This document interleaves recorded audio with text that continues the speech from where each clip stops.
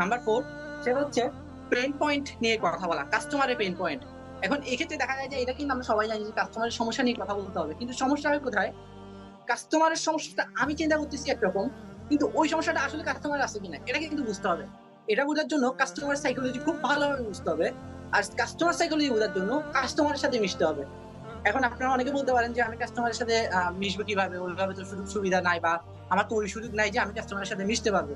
কাস্টমারের সাথে মিশার জন্য আপনাকে সবসময় অফলাইনে মিশতে হবে। বিষয়টা আসলে এমন না। আপনি অনলাইনে মিশতে পারেন। যেমন আপনারা যারা হেয়ার অয়েল নিয়ে কাজ করেন, বা হেয়ার সলিউশন নিয়ে কাজ করেন, চুলের সমাধান। আপনি ফেসবুকে দেখবেন অনেক গ্রুপ আছে।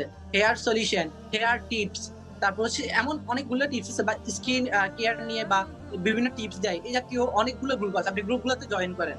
আপনার হচ্ছে যে ওখানে সেল পোস্ট দিতে হবে আমি এটা বলতেছি না। আপনি ওখানে সেল পোস্ট দিবেন না।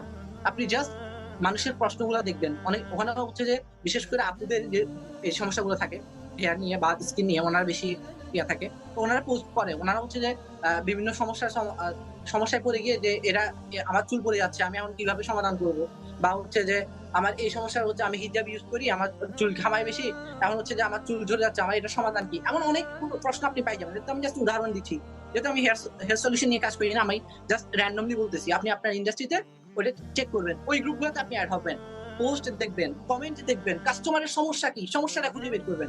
যেমন আমি হচ্ছে নরমালি আমার মূল বিজনেস হচ্ছে ওয়াল ফ্রেম। আমি ওয়াল ফ্রেম নিয়ে সেল করি। তো আমি ওয়াল ফ্রেম নিয়ে যে কনটেন্ট গুলো বানাইছি আমি অনেকভাবে বোঝানোর চেষ্টা করছি আমার কোয়ালিটি নিয়ে। বাট আমি যখন তাদের গ্রুপ গুলাতে গেলাম, আমি চিন্তা করছি যে কাস্টমারের পেইন পয়েন্ট হইতে পারে যে ৬ মাস পরে এটা ফ্যাকাশ হয়ে যাবে। আমি এটা ওকে গ্যারান্টি দিচ্ছি যে কেন ফ্যাকাশ হবে না। আমি কি দিচ্ছি? বিষয়গুলো বলতেছি। বাট আমি যখন ওদের হচ্ছে যে বা আমি এটাও বলছি যে ঘর কেন সাজানো উচিত, বৈজ্ঞানিক বিভিন্ন রিসার্চ পেপার দিছি।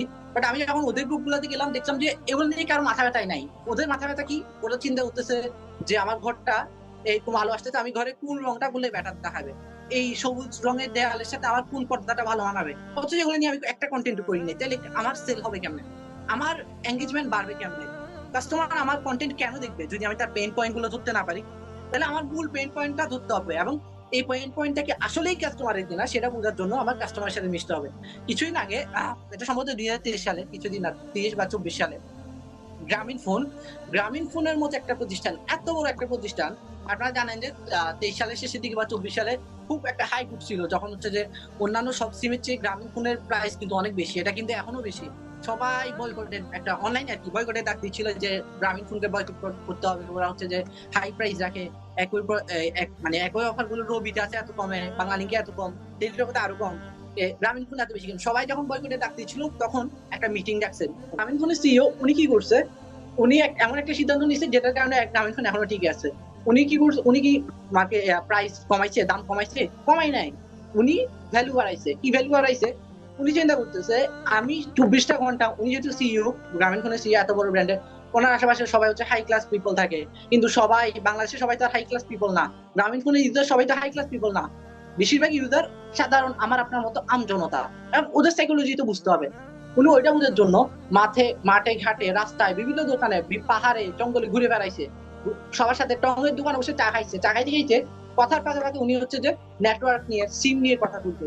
তো এমন সময় গিয়ে উনি দেখতে পারলো যে কাস্টমারের পেইন পয়েন্ট কি, যে পাহাড়ি অঞ্চলগুলোতে বা এই যেগুলো একটু গ্রাম অঞ্চল সেই অঞ্চলগুলোতে হচ্ছে ঠিকভাবে নেটওয়ার্ক নাই। কথা কিছুক্ষণ বোঝা গেলে কিছুক্ষণ বোঝা যায় না বা নেটওয়ার্ক পাওয়া যায় না। তো উনি কি করছে? ওই সমস্যাটা সমাধান করছে। যেখান থেকে দেখা যায় যে গ্রামীণ ফোনে এখন চলবহুদুর, মানে যেখানেই যান না কেন নেটওয়ার্ক নিয়ে সমস্যা নাই। গ্রামীণ ফোন হচ্ছে যে ওরাই হচ্ছে এই থিমটা করছে যে সব জায়গায় হচ্ছে নেটওয়ার্কটা মানে ফাস্টেস্ট নেটওয়ার্ক ওরাই দাবি করে। তো ওরা কিন্তু দাম কমায় নাই। দাম কমানো কিন্তু কখনোই হচ্ছে যে সমাধান না। উনি ভ্যালু বাড়াইছে। কাস্টমারের পেইন পয়েন্টটা ধরে ওইটাকে দিয়ে কনটেন্ট করছে।